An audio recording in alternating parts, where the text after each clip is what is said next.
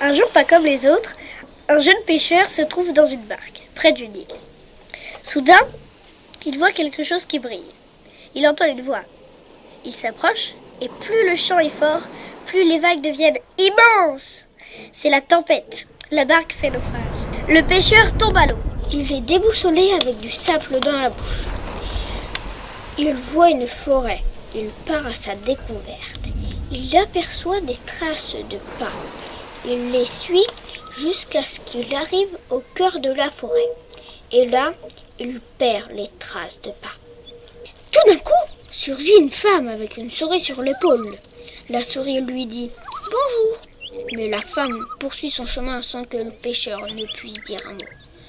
Le pêcheur continue sa route. Il trouve un arbre avec des feuilles en or.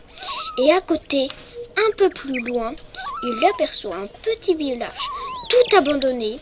Il se rapproche et il voit qu'il n'y a pas beaucoup de maisons. Et les maisons sont toutes bizarres, toutes cassées, remplies de toiles et d'araignées. En s'approchant, il aperçoit une maison qui semble habitée. Une ombre tout à coup surgit. Il pense que c'est une ombre de singe. Elle n'arrête pas d'avancer, alors il commence à reculer. Notre pêcheur commence à courir, mais il trébuche et tombe par terre.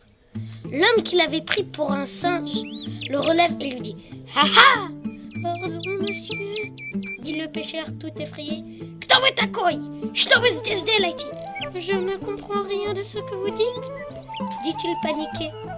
Le fou le prend par la main et l'emmène au cœur de la forêt. Le fou l'amène jusqu'à une grotte sombre, dans laquelle coule une cascade, mais pas d'eau, mais de chocolat. Le fou lui fait signe de boire ce chocolat. Le pêcheur a peur, il ne sait pas quoi faire. Et quand il regarde le fou, il a des muscles énormes. Il n'a pas le choix, il boit le chocolat. Le pêcheur, après avoir bu le chocolat, à sa grande stupéfaction, comprend le fou. Alors il en profite pour lui poser des questions. Pourquoi vis-tu tout seul ? Je sais pas, c'est comme ça. Et d'où vient tout ce chocolat ? Je sais pas, c'est comme ça. Sais-tu où sont tes compagnons ? Je sais pas, c'est comme ça. Mais le pêcheur veut en savoir davantage. Il décide d'aller plus loin dans la forêt. Un peu plus tard, le pêcheur demande au fou pourquoi les arbres ont des feuilles dorées. Et le fou lui répondit encore « je sais pas, c'est comme ça !» Le pêcheur revoit la femme et la souris. Tout de suite, le pêcheur se met à lui poser plein de questions. Quelle est cette île ? Quelles sont les coordonnées de l'île ? Est-ce que cette île est près d'un continent ? Et encore plein d'autres questions. La souris l'interrompit. « Hé, dis donc, tu es beau, toi ?» Le pêcheur, tout troublé, ne répond rien.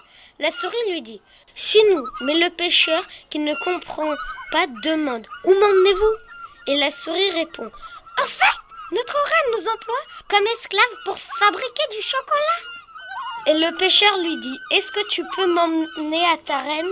Et la souris, sans répondre, se retourna et la femme commence à marcher. Et le pêcheur leur emboîte le pas. Le pêcheur, la femme, la souris et le fou se dirigèrent vers une grotte avec des stalagmites en chocolat et un ruisseau de chocolat blanc. Et là, un château entièrement fait de chocolat, noir, au lait et blanc. Même les armures des gardes sont en chocolat blanc. En voyant le groupe arriver, les gardes disent « Qui êtes-vous » La souris dit « C'est un pêcheur naufragé sur l'île. Nous l'amenons voir la reine. »« Et toi, t'es qui » demandent les gardes en désignant le fou. « Je sais pas, c'est comme ça » dit le fou. Les gardes disent « Toi, le pêcheur, tu nous suis voir la reine. » Ils se retrouvent devant une grande porte en bois.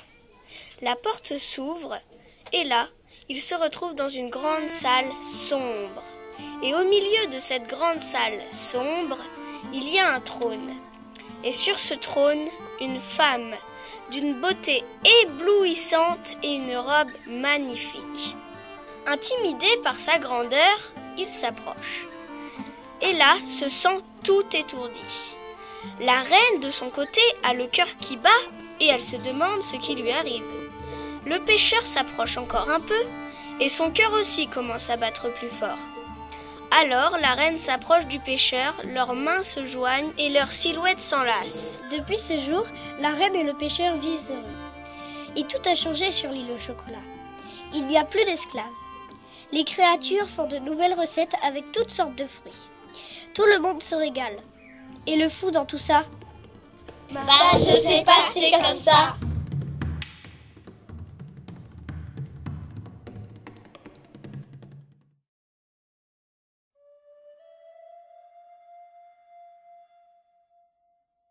Depuis 5 ans se sont écoulés dans la paix et la sérénité. Tout va bien sur l'île au chocolat. La reine et le pêcheur sont amoureux et heureux. Tout à coup, un violent orage éclate. Il y a des éclairs en guimauve qui tombent. Tous les habitants sortent pour voir ce qui se passe. Dans les airs, il y a un lapin volant qui arrive avec une toute petite voix. Il menace tous les habitants de l'île en leur disant: Votre île est mon île!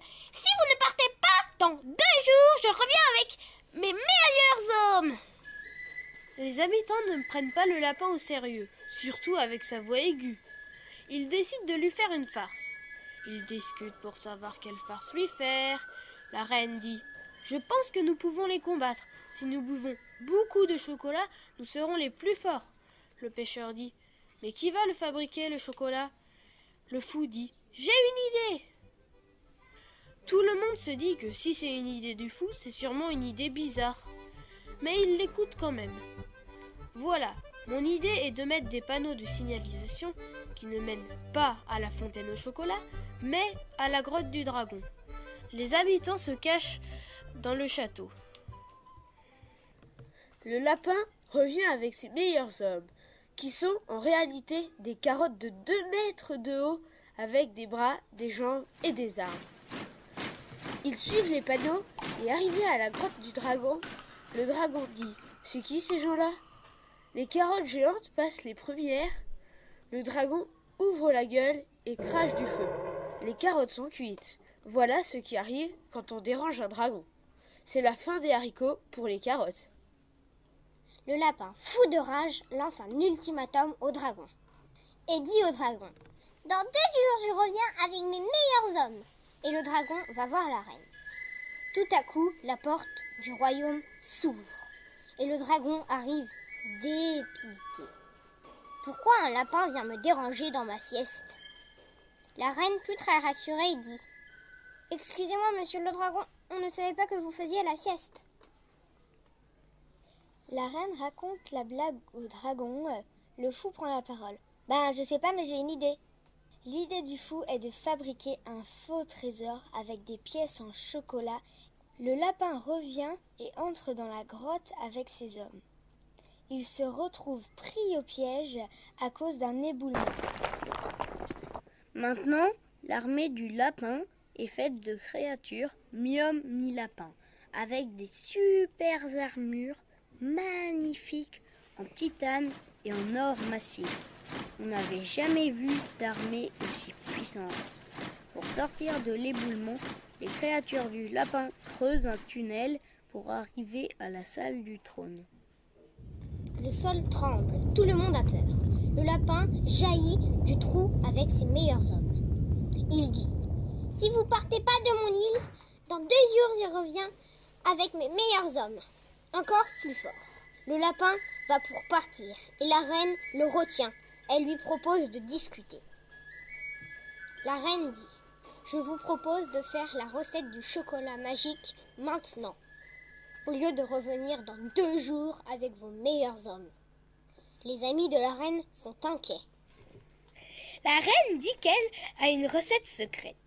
La voici: du piment, du cacao, une pâte d'araignée, du sel, du sucre, une queue de souris, un cheveu, du poivre, un cil, un poisson séché, un ver de terre. En écoutant ces drôles d'ingrédients, le pêcheur, le fou et la petite souris comprennent que c'est une fausse recette. Le lapin boit le chocolat. D'un coup, le lapin rétrécit. Il devient tout rikiki. Il se met à parler dans une langue inconnue. Les hommes demandent: Vous allez bien, chef? Vous êtes malade? La reine dit aux hommes du lapin: Je vous ai débarrassé de votre tyran. Maintenant, vous êtes libre de choisir. Ou vous restez ici, ou vous partez. Les hommes regardent leur chef pour la dernière fois et se décident à partir. Le lapin reste seul avec le pêcheur, le fou, la reine et la souris sur l'épaule de la femme. La reine dit au lapin: « Peux-tu nous promettre d'être gentil avec nous si on te fait boire le vrai chocolat ?» Le lapin se rend compte qu'il ne peut pas gagner la bataille. Le lapin accepte. Il boit le chocolat, retrouve sa taille normale et tout honteux rentre chez lui. Tout le monde est ravi de retrouver le calme. Et le fou dit: Je sais pas, c'est comme ça.